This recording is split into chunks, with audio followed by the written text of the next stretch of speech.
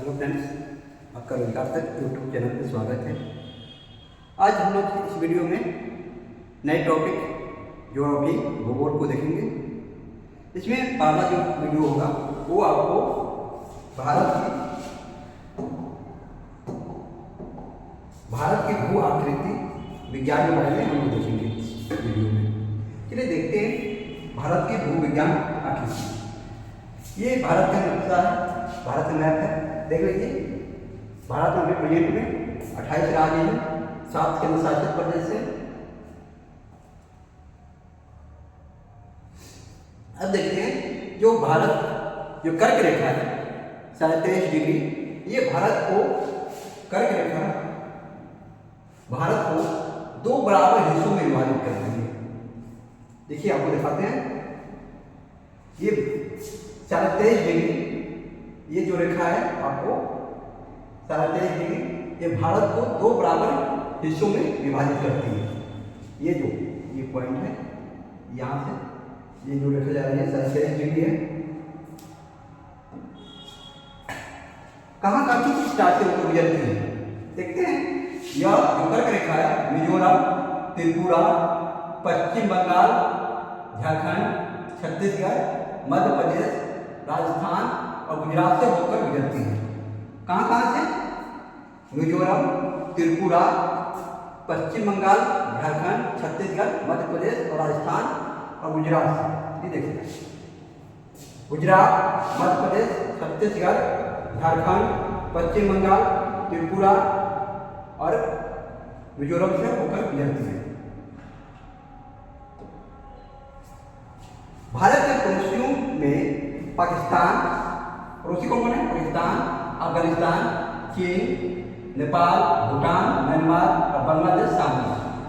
ये जो देश हैं इनकी सीमाएं भारत की राज्यों से मिलती है। किसी पाकिस्तान, अफगानिस्तान, चीन, नेपाल, भूटान, म्यांमार और बांग्लादेश।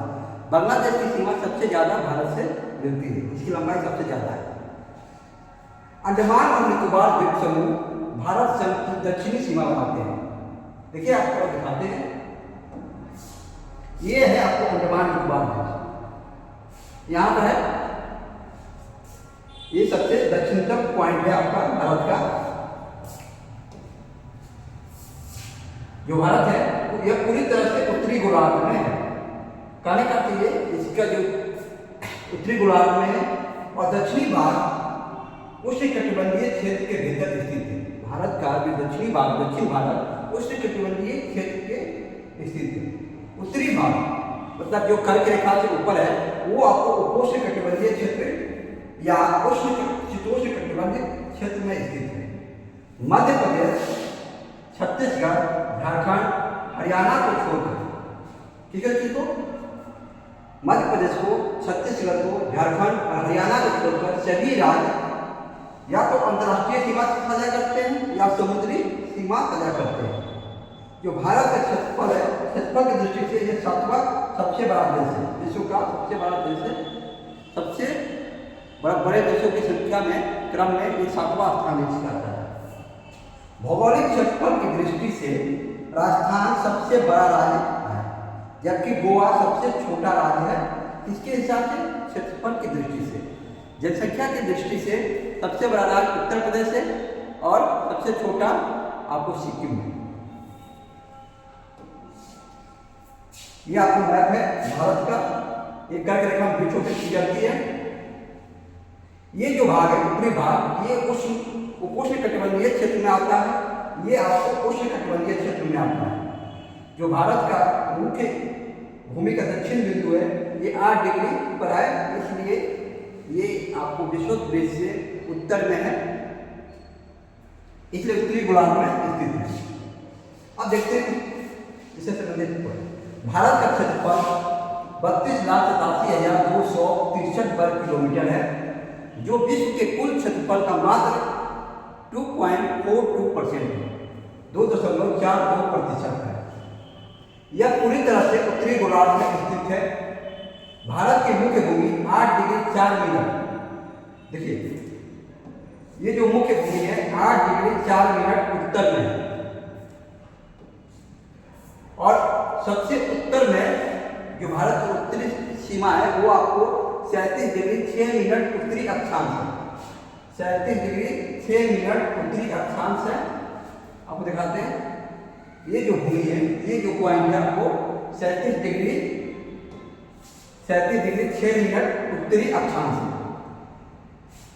और इसको देखते हैं देशांतर के हिसाब से 68 डिग्री 7 मिनट पूर्वी देशांतर और 97 डिग्री 25 मिनट 37 डिग्री 25 मिनट पूर्वी देशांतर के बीच स्थित है। कहने का ये है, ये आपको 30 मिनट का 30 देशांतर का अंतर होता है। 30 देशांतर का अंतर होता है पूरब से पश्चिम के। एक देशांतर को पार करने में 4 मिनट लगते हैं। इसलिए ये आपको पश्चिमी सीमा से लेकर पूर्वी सीमा के बीच जो अंतर होता है टाइम का, ये आपको 4 into 30 degree equal to 120 minute, मतलब 2 घंटे का अंतर होता है। किसके बीच में? जो भारत की पश्चिमी सीमा है, पश्चिमी बिंदु है और पूर्वी बिंदु के बीच में 82 डिग्री पूर्वी देशांतर इसके लगभग मध्य से होकर गुजरती है। ये आपको जो प्रयागराज है उसके नैनी से होकर गुजरती है, जिसको मानव समय माना जाता है भारत का। उत्तर से दक्षिण तक इसकी अधिकतम लंबाई 3214 किलोमीटर है, 3214 किलोमीटर है। पूरब से पश्चिम तक इसकी अधिकतम चौड़ाई 2933 किलोमीटर है, अर्थात 2933 किलोमीटर पूरब से यहाँ तक की पूरब से पश्चिम है, और उत्तर से दक्षिण की 3214 किलोमीटर है। अब देखते हैं इसकी जमीनी सीमाओं की लंबाई लगभग 15,200 किलोमीटर है। मतलब जो इसकी जमीनी सीमाएं हैं, मतलब एक मिनट आपको बताते हैं। ये जो सीमा है जमीन वाला भाग, ये आपको छोड़कर यहाँ से ये जो सीमा बनाती है, ये सीमा है, ये 15,200, ये पूरा समुद्र छोड़कर ये 15,200 किलोमीटर पर आपको इसकी लंबाई है। कितना? 15,200 किलोमीटर। इसकी जो मुख्य भूमि है जमीनी सीमा है, जबकि मुख्य भूमि लक्षद्वीप और अंडमान निकोबार द्वीप समूह की तट रेखा की कुल लंबाई 7,516.6 किलोमीटर है। भारत की जो तट रेखा की लंबाई है वो आपको 7,516.6 किलोमीटर है। इसमें क्या क्या आता है आपको? ये देखिए, ये जो तट इसकी तट सीमा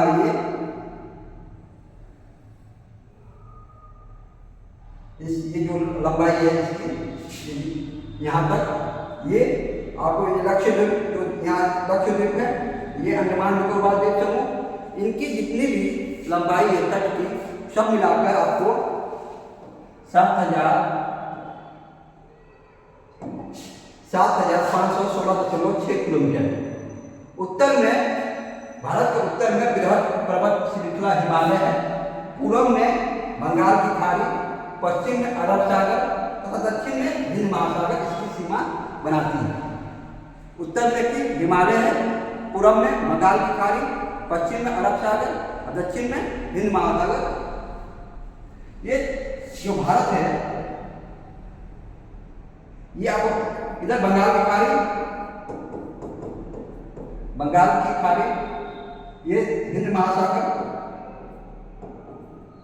ये आपको अरब सागर, ये तीन साइड से आपको समुद्र से घिरा हुआ है।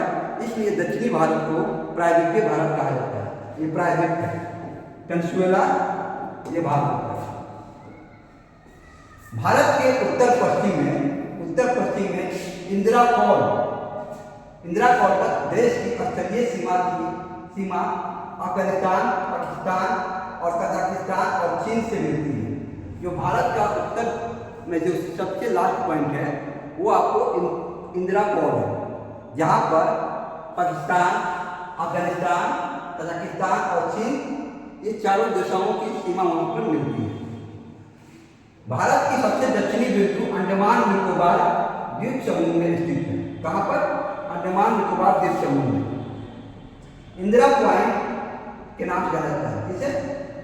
इंदिरा पॉइंट के नाम से जाना जाता है, जो भारत का साउदर्न पॉइंट है, और दक्षिणतम बिंदु इंदिरा पॉइंट, और नॉर्दर्न पॉइंट आपको इसको इंदिरा पोल कहा जाता है। जो इंदिरा पॉइंट है, इसका पूर्व में इसको कहा जाता है ला ही चिंग। इसका पूर्व में नाम था ला ही चिंग पिग्मेलियम पॉइंट या पार्सन पॉइंट भी कहा जाता है। किसको? इंदिरा पॉइंट को ला ही चिंग या पिग्मेलियम पॉइंट या पार्सन पॉइंट भी कहा जाता है।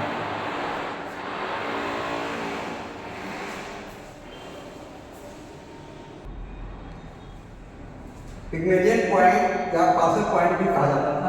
अब देखते हैं, ये देखिए, भारत के साथ विभिन्न देशों की सीमाएं कौन कौन राज्यों से मिलती हैं। ये देखिए, पाकिस्तान कौन है? पाकिस्तान है। ये किस राज्यों से मिलती है? देखिए, गुजरात, कहाँ है गुजरात? ये सीमा गुजरात से मिलती है। राजस्थान, ये पूरा ये आपका राजस्थान है। उसके अलावा पंजाब से मिलती है पाकिस्तान की सीमा। फिर ये जम्मू कश्मीर और ये लद्दाख, ये पुराना है जम्मू कश्मीर और लद्दाख से। अफगानिस्तान, ये अफगानिस्तान की सीमा और ये यहाँ पर लद्दाख से मिलती है, लद्दाख से। तजाकिस्तान की सीमा आपको लद्दाख से मिलती है, लद्दाख से मिलती है। चीन की सीमा किससे मिलती है? चीन की सीमा ये जम्मू कश्मीर की जगह पर लद्दाख हो गया है। लद्दाख हिमाचल प्रदेश, हिमाचल प्रदेश से यहाँ मिलती है, हिमाचल प्रदेश ये। फिर उत्तराखंड, ये सिक्किम राज्य हमारा ये है, सिक्किम से मिलती है। इसके अलावा अरुणाचल प्रदेश ये है। और नेपाल की सीमा किससे मिलती है? उत्तराखंड से मिलती है, ये नेपाल की सीमा।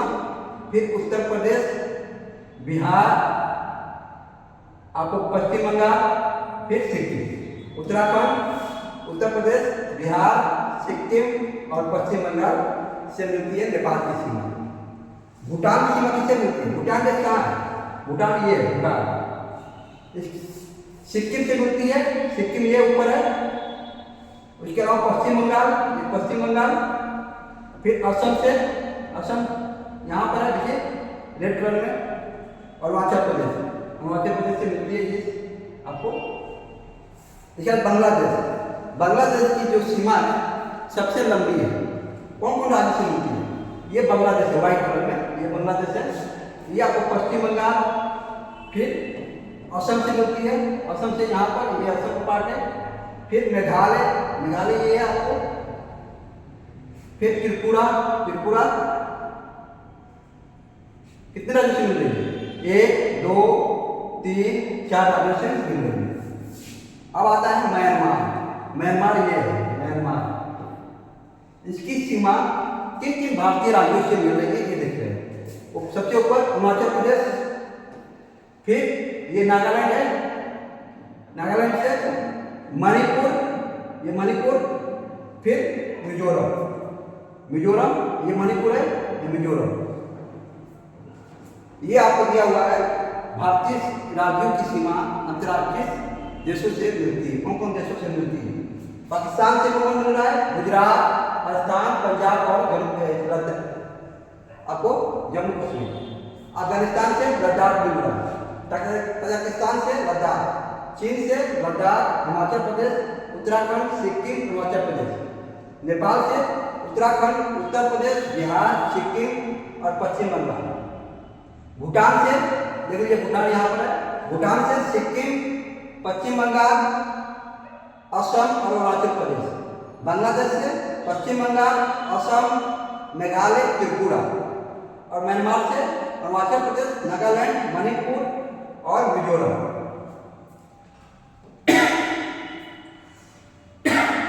देखते हैं भारत की भौतिक संरचना। भारत की भौतिक संरचना, भारत के भूवैज्ञानिक क्षेत्रों को मोटे तौर पर 3 भागों में विभाजित किया गया है। कौन कौन? प्रायद्वीपीय भारत, दूसरा हिमालय, तीसरा सिंधु गंगा ब्रह्मपुत्र का मैदान। अब देखते हैं प्रायद्वीपीय खंड के बारे में। विश्व की सबसे पुरानी चट्टानें प्री कैम्ब्रियन काल की और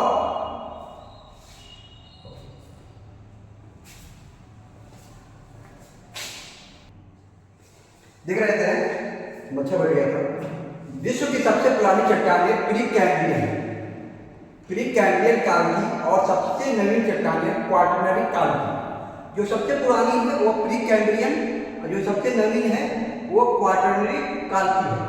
यह खंड जो प्रायद्वीपीय भारत का है, यह खंड विभिन्न ऊर्ध्वाधर गतिविधियों और ब्लॉक भ्रंशन, जो ब्लॉक भ्रंश होता है, के अधीन है।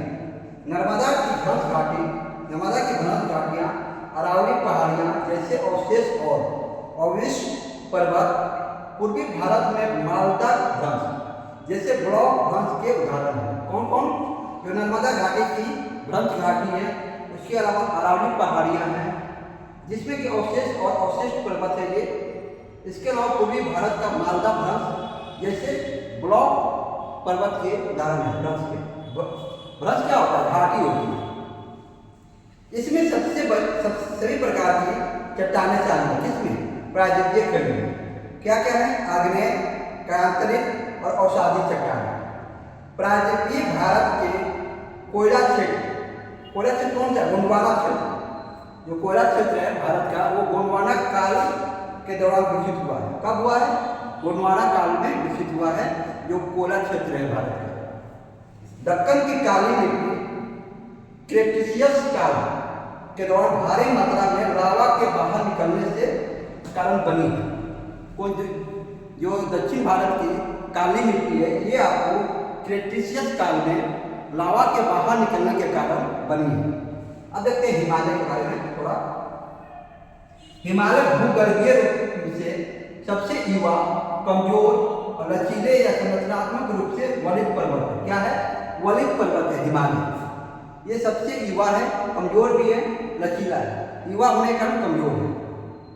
यह लगभग 65 से 30 मिलियन वर्ष पहले भारतीय प्लेट, देखिए भारतीय प्लेट की जो पृथ्वी है बहुत सारे प्लेटों में बटी हुई है, जिसमें भारतीय प्लेट यूरेशियन प्लेट्स के बहुत करीब आ गई था। एक मान लीजिए भारतीय प्लेट था, यूरेशियन प्लेट यूरेशिया के करीब आ गए, जिसके नीचे दबने लगे।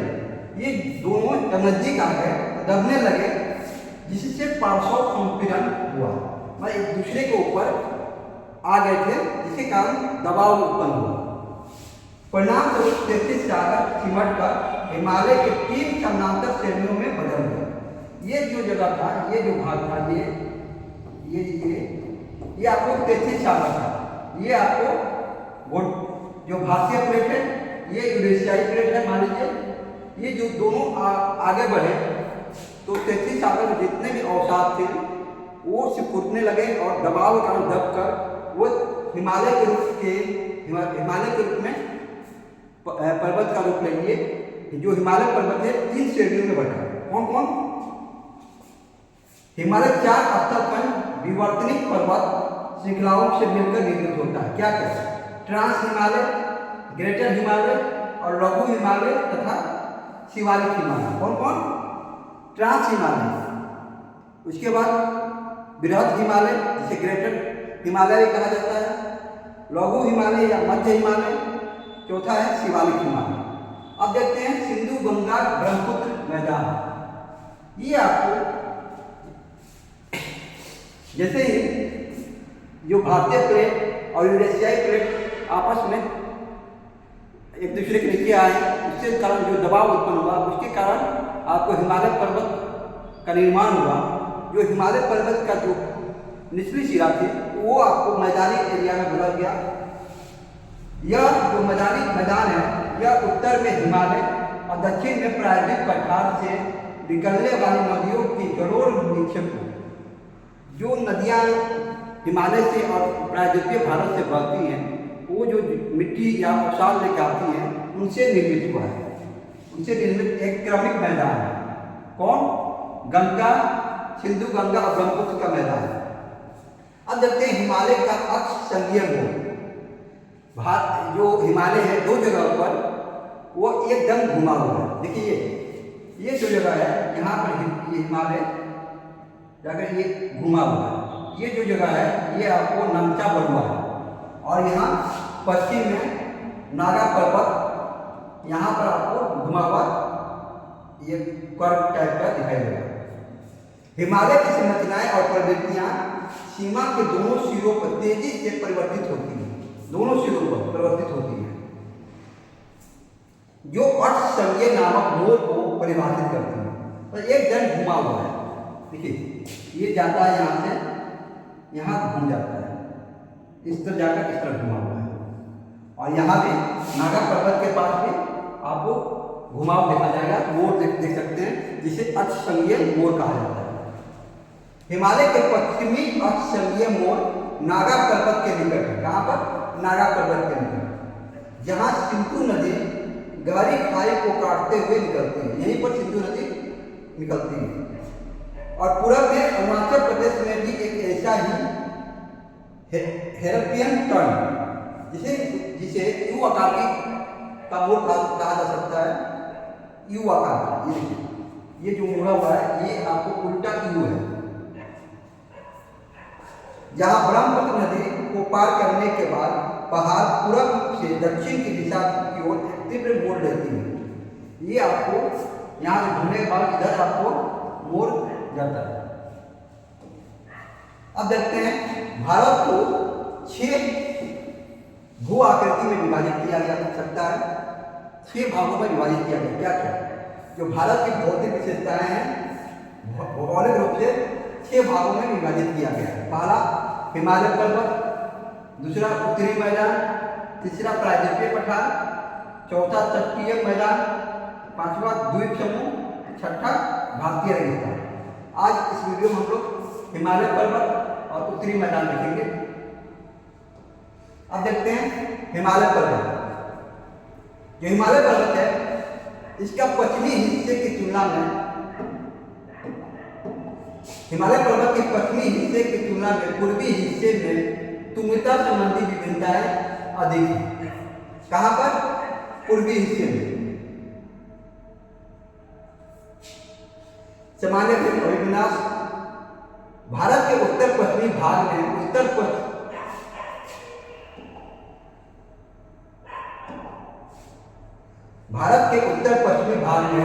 उत्तर पश्चिमी से दक्षिण पूर्व दिशा की ओर इसका विन्यास है। दार्जिलिंग और सिक्किम क्षेत्रों में पूर्व पश्चिम की दिशा की ओर इसका अभिविन्यास है। नागालैंड, मणिपुर और मिजोरम में उत्तर दक्षिण दिशा की ओर। आप जब हिमालय को देखेंगे, उसका अभिविन्यास उत्तर पश्चिमी जो भाग है, जो आपको जम्मू कश्मीर का भाग लद्दाख का, वहां पर उत्तर पश्चिम से दक्षिण पूर्व की ओर घुमा हुआ। और दार्जिलिंग और सिक्किम के एरिया में देखिएगा तो पूर्व पश्चिम की ओर इसका अभिविन्यास है।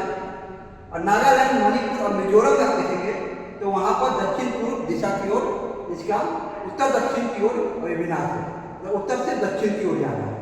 और दार्जिलिंग और सिक्किम में पूर्व से पश्चिम की ओर इसका ढलान है, और उत्तर पश्चिमी भाग में इसका ढलान दक्षिण पूर्व दिशा की ओर है, उत्तर पश्चिम से दक्षिण पूर्व की ओर। इसके अलावा देखते हैं हिमालय के अनुदैर्घ्य विभाजन में शामिल क्या क्या है। ट्रांस हिमालय, बृहद हिमालय, लघु या मध्य हिमालय और शिवालिक हिमालय। इनको ट्रांस हिमालय, बृहद हिमालय, लघु और मध्य हिमालय तथा शिवालिक हिमालय को अलग अलग हम लोग देखते हैं। अब देखते हैं, ये आपको ये ट्रांस हिमालय है, ऊपरी भाग।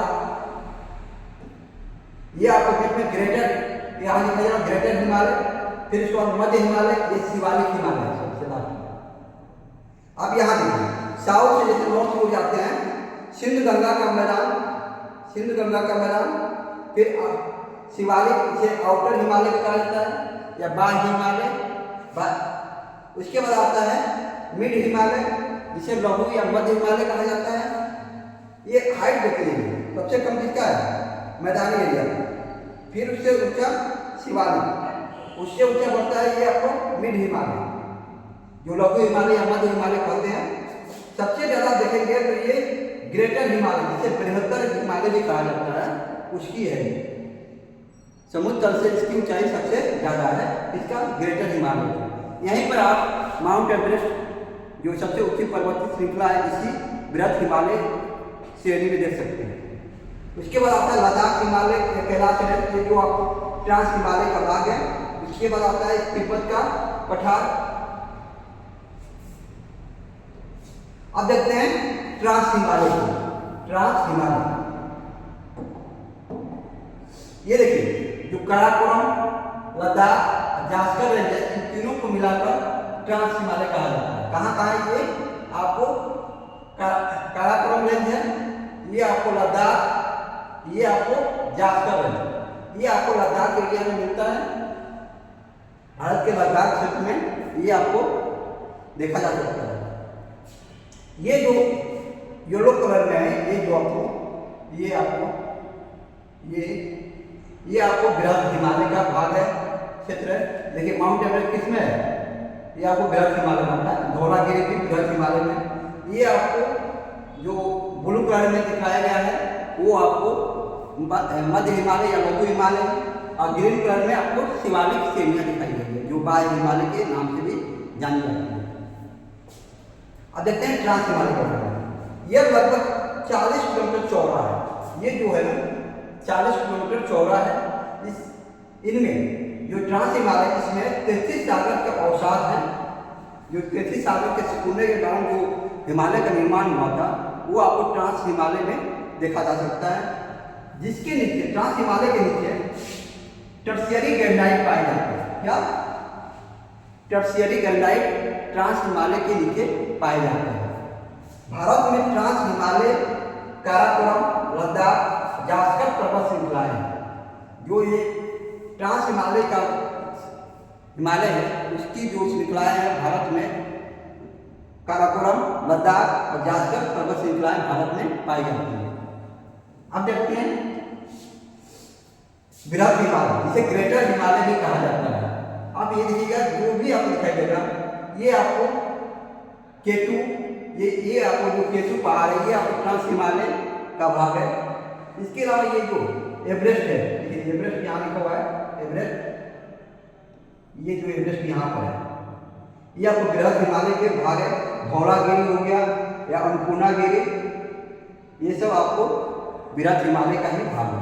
जो बृहद हिमालय है, यह दीवार की भांति अचानक ऊपर उठा हुआ प्रतीत होगा, एकदम खड़ा प्रतीत होगा। मतलब इस तरह उठा हुआ है, सीधे इस तरह खड़ा है, ये खड़ा उठे हुए प्रतीत होते हैं। ये 25 किलोमीटर चौड़े हैं। इसकी चौड़ाई 25 किलोमीटर है। इसकी औसत ऊंचाई 6100 मीटर से अधिक है। मतलब जितने भी इसमें पर्वत पाए गए हैं, उनकी सबकी औसत ऊंचाई निकाला जाए तो 6100 मीटर से अधिक है। ये आपको बृहद हिमालय में लगभग सभी ऊंची चोटियां, जैसे माउंट एवरेस्ट, कंचनजंगा, नंगा पर्वत इसी क्षेत्र में स्थित है। इनके बीच पूर्ववर्ती नदियों द्वारा मुख्य रूप से बहुत कम अंतराल प्रदान किया गया है, अन्यथा यह हिमालय प्रणाली की सबसे सतत श्रृंखला होती है। ये रहे आपका बृहद हिमालय के भाग। अब देखते हैं लघु और मध्य हिमालय। ये जो ब्लू कलर में दिखाया गया है, ये आपको लघु या मध्य हिमालय का भाग है। उसके नीचे ग्रीन कलर में शिवालिक है। जो लघु हिमालय है, इसकी ऊंचाई 1300 से लेकर 4600 मीटर औसत ऊंचाई है, और इसकी चौड़ाई लगभग 80 किलोमीटर सबसे चौड़ा है। भारी वर्षा, वनों की कटाई और शहरीकरण के कारण व्यापक क्षरण हुआ है। व्यापक रूप से इसका नुकसान हुआ। किस कारण से? भारी वर्षा, वनों की कटाई और शहरीकरण के कारण। इसकी जो चौड़ाई है 80 किलोमीटर है। इसकी औसत ऊंचाई आपको 1300 से लेकर 4600 मीटर। अब देखते हैं शिवालिक श्रेणी, शिवालिक हिमालय। ये देखिए आपको जम्मू से लेकर नेपाल होते हुए काठमांडू भूटान आगे बढ़ा हुआ है। ये आपको 10 से लेकर 50 किलोमीटर चौड़ाई में विस्तारित है। 10 से 50 किलोमीटर, कहीं 10 किलोमीटर है, कहीं 50 किलोमीटर है। इसकी औसत ऊंचाई 900 मीटर से लेकर 1100 मीटर तक है। कितना? 900 से लेकर 1100 मीटर तक। ये श्रृंखला उत्तर में स्थित मुख्य हिमालय पर्वतमाला से नदियों द्वारा लाई गई असंतुलित अवसादों से निर्मित हुआ है। गाद, भी आकार की घाटियां, प्रक्रियाएं और जलप्रपात इत्यादि भू आकृति हिमालय के युवा चरण के संकेत देते हैं। जो शिवालिक श्रेणी है ये सबसे युवा माना जाता है, क्योंकि इसमें आपको गाद, भी आकार की घाटियां, प्रक्रियाएं और जलप्रपात आदि देखे जा सकते हैं। अब देखते हैं हिमालय का विभाजन ऊंचावत, पर्वत श्रेणियों के संरक्षण और भू आकृति के आधार पर। ये देखिए आपको कश्मीर हिमालय, इस बात को आपको कश्मीर हिमालय कहा जाता है। कश्मीर हिमालय कहिए या उत्तरी हिमालय इसको कह सकते हैं। ये जो ब्लू कलर में दिखाया गया आपको डोनेट किया गया, ये हिमाचल या उत्तराखंड हिमालय कहा जाता है। हिमाचल और उत्तराखंड हिमालय। ये आपको पार्ट ये दार्जिलिंग और सिक्किम हिमालय। ये आपको अरुणाचल हिमालय, इसको ये मिजोरम मेघालय जो पार्ट है इसको आप पूर्वांचल कहा जाता है इसको। ये देखिए आप, ये सिंधु नदी है, सिंधु नदी, ये सतलुज नदी, इनके बीच में जो पहाड़ पाया जाता है उसे पंजाब हिमालय कह लीजिए या उत्तरी हिमालय कहिए या कश्मीर हिमालय कहा जाता है। सतलुज कहिए, सतलुज नदी या रावी नदी, और सतलुज और काली नदी के बीच में जो आपको पाया जाता है उसको कुमायूं हिमालय या उत्तराखंड और हिमाचल प्रदेश हिमाचल हिमालय कहा जाता है। काली नदी से लेकर तीस्ता नदी, ये आपको नेपाल हिमालय, इधर आपको ये दिहांग रिवर है, दिहांग रिवर से लेकर तीस्ता जो नदी है उसके मध्य में जो हिमालय का पार्ट पाया जाता है उसको कहा जाता है असम हिमालय। अब देखते हैं अलग अलग कश्मीर या उत्तरी हिमालय, उत्तर पश्चिमी हिमालय के बारे में। सिंधु और रावी नदी, सिंधु और रावी, यहाँ रावी लिखा हुआ है, ये सतलुज नदी भी होता है। सिंधु और सतलुज नदियों के बीच में स्थित है कौन सा? कश्मीर हिमालय। भारत के सबसे अधिक हिमनद हिमालय इसी भाग में है। कहाँ पर? कश्मीर हिमालय। जैसे बाल्टोरो, सियाचिन हिमनद, काराकोरम, लद्दाख, जास्कर और पीर पंचाल जैसी श्रेणियां भी आपको कश्मीर हिमालय में मिलती हैं। केरवा गठन हिमनद चिकनी मिट्टी और अन्य पदार्थों का हिमोर पर मोटी परत के रूप में जमाव है। क्या? केरवा हिमनद चिकनी मिट्टी और अन्य पदार्थों का हिमोर पर मोटी परत के रूप में जमाव है। यह केसर की खेती के लिए उपयोगी है। क्या? केरवा। जो केरवा है वो आपको केसर की खेती के लिए बहुत उपयोगी है।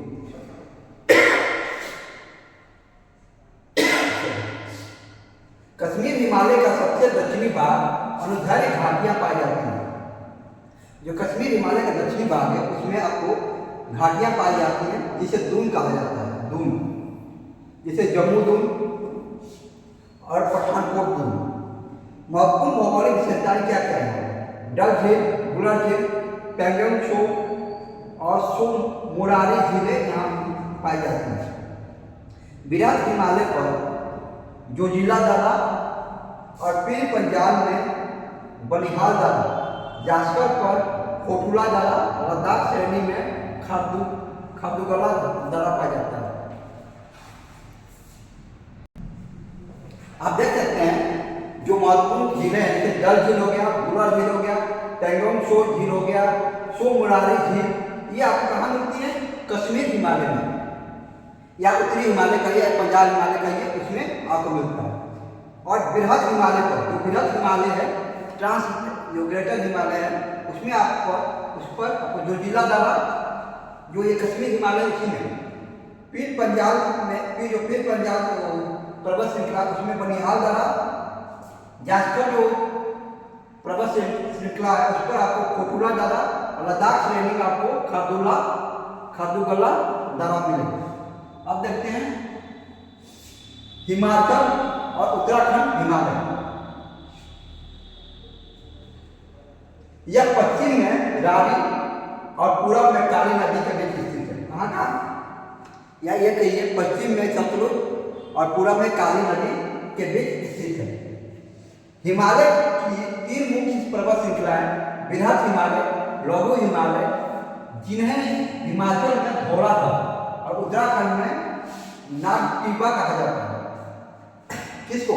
जो लघु हिमालय है उसको हिमाचल में धौलाधर और उत्तराखंड में नागटिबा कहा जाता है।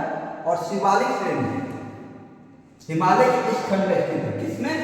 आपको जो हिमाचल और उत्तराखंड हिमालय है उसमें स्थित है बृहद हिमालय, लघु हिमालय और शिवालिक हिमालय। 2 महत्वपूर्ण स्थलाकृतियां शिवालिक और दून कहाँ है? आपको हिमाचल और उत्तराखंड हिमालय में। कुछ महत्वपूर्ण दून जैसे चंडीगढ़ कांका दून, नालागढ़ दून, देहरादून, ये आपको हिमाचल और उत्तराखंड हिमालय में मिलेंगे। जो बृहद हिमालय है, बृहद हिमालय की घाटियों में खानाबदोश जनजाति जैसे भोटिया निवास करते हैं। कहाँ पर? यह जो बृहद हिमालय की घाटियां हैं उसमें। जो ग्रीष्म ऋतु में बुग्याल अर्थात क्या होता है? बुग्याल मतलब होता है कि ऊंचाई पर स्थित घास के मैदान, जहाँ पर वहाँ चले जाते हैं। कौन? भोटिया। और शरद ऋतु में घाटियों में लौट आते हैं। जो भोटिया जनजाति है जो कि आपको बृहद हिमालय के घाटियों में निवास करती है, वह ग्रीष्म ऋतु में जो ऊंचाई पर स्थित घास है जिसे बुग्याल कहा जाता है वहाँ चले जाते हैं, और शरद ऋतु में घाटी में वापस आ जाते हैं। महत्वपूर्ण भौगोलिक विशेषताएं क्या क्या है? ये जो आपको हिमाचल और उत्तराखंड हिमालय है, वहाँ पर आपको गंगोत्री मिलेगी, मिलक और पिंडार जैसे ग्लेशियर यहाँ है। कौन कौन? गंगोत्री में गंगा नदी का उद्गम आपको इसी हिमालय से हुआ है। मिलक और पिंडार जैसे ग्लेशियर यहाँ मिलेंगे। फूलों की घाटी गंगोत्री, यमुनोत्री, केदारनाथ, बद्रीनाथ, हेमकुंड साहिब जैसे तीर्थ स्थान यहाँ पर आपको हिमाचल और उत्तराखंड हिमालय में मिलेंगे। 5 प्रसिद्ध प्रयाग अर्थात विष्णु प्रयाग, नंद प्रयाग, कर्ण प्रयाग, रुद्र प्रयाग, देव प्रयाग, धर्मशाला, मसूरी, शिमला जैसे हिल स्टेशन भी आपको हिमाचल और उत्तराखंड हिमालय में मिलते हैं। अब आगे देखते हैं दार्जिलिंग और सिक्किम हिमालय के बारे में। यह शिवालिकों के स्थान पर द्वार स्थलाकृतियां पाई जाती हैं, जिनका उपयोग चाय बागानों के लिए किया जाता है। जो आपको दार्जिलिंग और सिक्किम हिमालय उनका प्रयोग चाय बागानों के लिए किया जाता है। इस क्षेत्र के ऊंचे इलाकों में लेप्चा जनजाति निवास करती है। कौन सी जनजाति? लेप्चा। मध्यम ढाल जीवाश्म की मिट्टी का आवरण, पूरे साल वर्षा होना, हल्की सर्दियां चाय बागानों के लिए अनुकूल है। क्या क्या है चाय बागानों के लिए? मध्यम ढाल है, जो पर्वत श्रृंखलाएं हैं वहाँ पर मध्यम ढाल है। उसके अलावा जो मिट्टी है वो जीवाश्म युक्त है, पूरे साल यहाँ बारिश होती रहती है। उसके अलावा हल्की सर्दियाँ यहाँ पड़ती हैं, जो कि आपको चाय की खेती के लिए काफ़ी अनुकूल है। यहाँ जो दर्रा पाया जाता है उसमें है नाथुला और लेप्चला दर्रा आपको सिक्किम में मिलेगा। अब आगे देखते हैं अरुणाचल हिमालय। इस भाग में असम के मैदानों से हिमालय बहुत तेजी से ऊपर उठता है। जो अरुणाचल हिमालय है, यहाँ पर आप देखेंगे असम का जो पार्ट है वहाँ से आपको हिमालय ऊंचा उठता हुआ दिखाई प्रतीत होता है। इस क्षेत्र की मुख्य पर्वत चोटियों में कांगतू और नमचा बरुआ शामिल है। कौन कौन? कांगतू और नमचा बरुआ। यहाँ जो जनजातियाँ रहती हैं उनमें है मोनपा, डफला, अबोर, मिसमी, निसी और नागा जो कि झूम खेती करते हैं। कौन सी खेती? झूम खेती। ये कौन सी खेती होती है? झूम खेती, स्थानांतरित कृषि। यहाँ की निकलने वाली मुख्य नदियां हैं कामेंग, सुबनसिरी, दिहान, दिबांग, लोही। किससे? अरुणाचल हिमालय से निकलने वाली मुख्य नदियां कामेंग, सुबनसिरी, दिहान, दिबांग और लोही। अब आगे देखते हैं पूर्वांचल हिमालय, पूर्वी पहाड़ियां या पहाड़ या पूर्वांचल। उत्तर में जो उत्तरी भाग इसका है वहां पर उसे पटकाई बोम, कहाँ पर? अरुणाचल प्रदेश में इसको पटकाई बोम, नागालैंड में नागा पहाड़ियां, मणिपुर में मणिपुर पहाड़ियों और दक्षिण में मिजो या लुसाई पहाड़ी कहा जाता है मिजोरम में। मिजोरम में जिसे मोलासिस बेसिन के नाम से जाना जाता है, मृदुल और असंगठित चट्टानों से बना है। इसका जो मिजोरम में भाग है उसे मोलासिस बेसिन कहा जाता है, जो कि कोमल और असंगठित चट्टानों से बना है। यहाँ से निकलने वाली महत्वपूर्ण नदी है बराक नदी। पूर्वांचल जो भाग है वहां से निकलने वाली मुख्य नदी है बराक नदी। अब आगे देखते हैं उत्तरी मैदान। आज देख रहे हैं उत्तरी मैदान। भू जलवायु और स्थलाकृतिक विशेषताओं के आधार पर भारत के उत्तरी मैदान को निम्नलिखित 4 क्षेत्रों में विभाजित किया गया, 4 भागों में विभाजित किया गया। कौन कौन? राजस्थान के मैदान, पंजाब हरियाणा के मैदान, गंगा का मैदान और ब्रह्मपुत्र का मैदान। राजस्थान के मैदान को देखते हैं, देखिए मैप के अनुसार दिखाते हैं। ये देखिए जो एरिया है ये पंजाब, इसको पंजाब का एरिया राजस्थान का माना गया है। ये हरियाणा, ये गंगा, ये आपको ब्रह्मपुत्र का, ये ब्रह्मपुत्र है, ये गंगा का, ये हरियाणा और पंजाब और हरियाणा का, ये राजस्थान का। ठीक है। अब देखते हैं राजस्थान का मैदानी क्षेत्र। इन मैदानों का बड़ा भाग रेत टीलों और बरखानों से आच्छादित मरुस्थल। जो राजस्थान है वो आपको वहाँ पर थार मरुस्थल मिलता है, पाया जाता है। ये आपको रेत के टीले यहाँ मिलते हैं या बरखानों से आच्छादित हैं। यहाँ पर इंदिरा गांधी नहर के कारण उत्तरी पश्चिमी राजस्थान में सघन कृषि की जाती है। कहाँ पर? उत्तर पश्चिमी जो राजस्थान है वहाँ पर आपको इंदिरा गांधी नहर बन जाने के कारण अच्छी खेती की जाती है। पंजाब और हरियाणा का मैदान देखते हैं। ये आपको 2 नदियों के बीच का क्षेत्र है। कौन कौन नदी? ब्यास और सतलुज के बीच का नदी है, जिसे दोआब क्षेत्र कहा जाता है। अब देखते हैं गंगा का मैदान। ऊपरी गंगा के मैदान में गंगा यमुना दोआब शामिल है। जो उत्तरी गंगा का मैदान है वहाँ पर आपको गंगा और यमुना के बीच का जो दोआब क्षेत्र है वो शामिल है। यह भारत के सबसे अधिक उपजाऊ उत्पादक मैदानों में से एक है, जिसमें हरित क्रांति अत्याधिक सफल हुई, जो पंजाब और हरियाणा का क्षेत्र है और उत्तर प्रदेश का पश्चिमी उत्तर प्रदेश वहाँ पर। यहाँ उगाई जाने वाली मुख्य फसलें हैं गन्ना, गेहूँ, चावल, मक्का, सरसों, सब्जियाँ। मध्य में गंगा का मैदान, इसमें लगभग कंकर रहित मोटे जलोढ़ निक्षेप मौजूद है। कम ढाल वाला मैदान होने के कारण इस क्षेत्र में नदियां अक्सर अपना मार्ग बदलती हैं। किस क्षेत्र में? मध्य गंगा के क्षेत्र में नदियां अपना मार्ग बदलती हैं। जैसे आप जानते होंगे कोसी नदी अपना मार्ग बदलने के लिए सर्व विख्यात है। गंगा का निचला मैदान, यहाँ से तीस्ता, संकोश, महानंदा, दामोदर, सुवर्ण रेखा नदियाँ बहती हैं। जो गंगा का निचला मैदान है वहाँ पर आप देख सकते हैं तीस्ता नदी, संकोश नदी, महानंदा, दामोदर, सुवर्ण रेखा नदी जो है वो बहती है। इन मैदानों में भारतीय प्लेट की गतिविधि के दौरान बने भ्रंशों को अवसादों से भर दिया गया। जो अवसाद ऐसी भ्रंश घाटी बना था उसे गंगा ने अपने अवसादों से भर दिया। अब आगे देखते हैं ब्रह्मपुत्र का मैदान।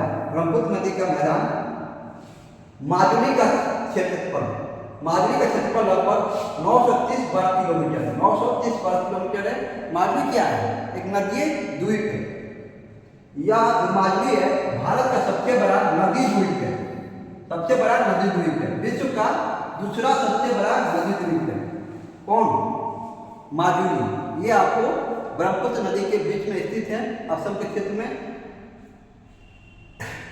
हिमालय से निकलने वाली सहायक नदियां जलोढ़ पंखों की एक श्रृंखला बनाती है। यहाँ की उपजाऊ घाटी चावल, जूट उगाने के लिए अनुकूल है। क्या क्या? चावल और जूट उगाने के लिए यह क्षेत्र बहुत उपजाऊ है। यह अपने चाय और 2 राष्ट्रीय उद्यानों जैसे काजीरंगा और मानस के लिए प्रसिद्ध है। जो ब्रह्मपुत्र का मैदान है वो काजीरंगा और मानस 2 राष्ट्रीय उद्यानों के लिए विश्वविख्यात है। ये देखिए आपको, ये तो व्यक्तिगत है, ये जो भाग है। अब मिट्टी का देखते हैं, जो हिमालय, ये है हिमालय। इसके जस्ट बाद आता है ये जो कंकड़ पत्थर आप देख रहे हैं, ये आप इसको कहते हैं भाबर। इसके बाद छोटा छोटा कंकड़ दिखाई दे रहा है हल्का, ये तराई का क्षेत्र है। ये जो इसके आगे बढ़िएगा तो ये भांगर होता है, खादर, और ये भांगर ऊपरी भाग, इसके बाद खादर। अब देखते हैं भारत के उत्तरी मैदानों के विभिन्न खंड। उत्तर से दक्षिण तक उत्तरी मैदान को 3 प्रमुख क्षेत्रों में विभाजित किया गया। कौन कौन? भाबर, तराई और जलोढ़ मैदान। और जलोढ़ को कितने भागों में विभाजित किया? जलोढ़ को 2 भागों में विभाजित किया गया है, खादर और बांगर। जलोढ़ मिट्टी को, मैदान को 2 भागों में विभाजित किया गया है, खादर और बांगर। पहला है भाबर, तराई और जलोढ़। जलोढ़ को 2 भागों में विभाजित किया गया, खादर और बांगर। और देखते हैं भाबर मैदान। भाबर 8 से 10 किलोमीटर चौड़ाई की एक पतली पट्टी है, जो कि जो हिमालय है, जो बाह्य हिमालय है, जिसे शिवालिक भी कहा जाता है, उससे शिवालिक गिरिपाद के समानांतर फैली हुई है। जो शिवालिक पर्वत है, ये देखिए, ये जो शिवालिक, ये शिवालिक है, शिवालिक, इसके जस्ट बगल में ये आपको भाबर मिलेगा। ये भाबर एरिया है। इसके बाद तराई आता है, ये आपको जलोढ़ मिट्टी का है। ये आपको जलोढ़ मिट्टी को 2 भागों में बांटा गया है, खादर और बांगर। हिमालय से निकलती नदियां यहाँ पर, कहाँ पर? भाबर मैदान में भारी जल भार जैसे बड़े शैल और गोलासम जमा कर देती है, और कभी कभी स्वयं इसी में लुप्त हो जाती है। और जो पत्थर होते हैं उसमें ही लुप्त हो जाती है, कभी वो इसके अंदर बहने लगते हैं। निक्षेपों का यह भार धराओं के लिए बहुत भारी हो जाता है, और शिवालिक गिरिपाद में जलोढ़ पंख नामक एक व्यापक निम्न से उच्च शंकु के आकार के निक्षेप के रूप में जमा होकर फैल जाता है। यह कृषि के लिए अनुपयुक्त है, यहाँ कृषि नहीं की जा सकती है। इस क्षेत्र में केवल बड़ी जड़ों वाले, बड़े जो लंबे जड़ वाले होते हैं, वृक्ष पनपते हैं। यहाँ के निवासी बड़े पैमाने पर मवेशी रखने वाले गुर्जर। कौन है? गुर्जर। मतलब अत्याधिक मात्रा में वो पशुपालन करते हैं वहाँ के रहने वाले। भाबर एरिया। अब आता है तराई। यहाँ पर आप देखेंगे कि छोटे छोटे कंकड़ पत्थर यहाँ पाए जाते हैं। अधिकांश धाराएं और नदियाँ किसी भी निश्चित वायुओं के बिना यह पुनः प्रकट हो जाती है। भाबर में क्या होता है? लुप्त हो जाती है, फिर तराई क्षेत्र में आकर वो सामने आती है, प्रकट होती है, एवं नम तथा दलदली क्षेत्रों का निर्माण करती है।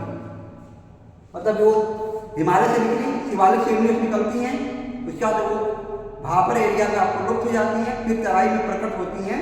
वो क्षेत्र आपको नम है दलदली क्षेत्र बन जाता है, जिसे तराई कहा जाता है। तराई या दलदली क्षेत्र भी कह सकते हैं। यह क्षेत्र पास प्राकृतिक वनस्पति से ढका रहता है। यहाँ पर देख सकते हैं भरे भरे वन पाए जाते हैं बहुत मात्रा में। यह क्षेत्र आपको वन्य प्राणियों के निवास के लिए उपयुक्त है। वहाँ पर जंगल मिलेगा जहाँ पर आपको वन्य जीव मिलेंगे। इस क्षेत्र में गन्ना, चावल, गेहूं, मक्का जैसी कृषि फसलें उगाई जाती हैं।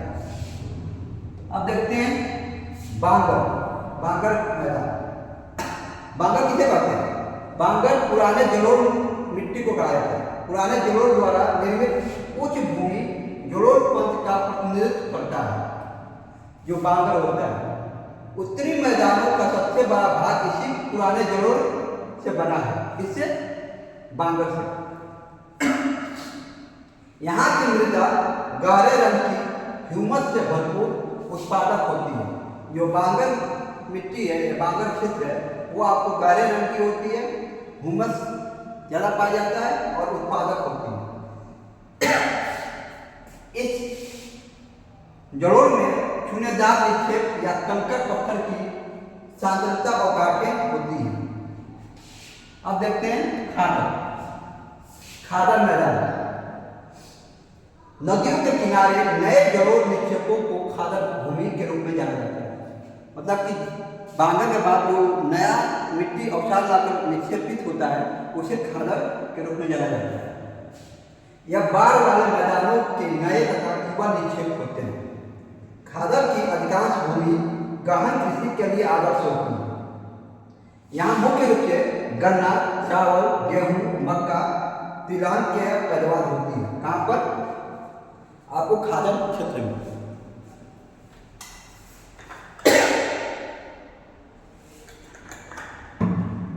इस वीडियो में हम लोगों ने हिमालय और उत्तरी मैदान देखा, और नेक्स्ट वीडियो में हम लोग प्रायद्वीपीय भारत, तटीय भारत के मैदान और द्वीप और मरुस्थल देखेंगे। और अगर वीडियो आप लोग को अच्छा लगा है, इस वीडियो को लाइक कीजिए और चैनल को सब्सक्राइब कीजिए। Thank you.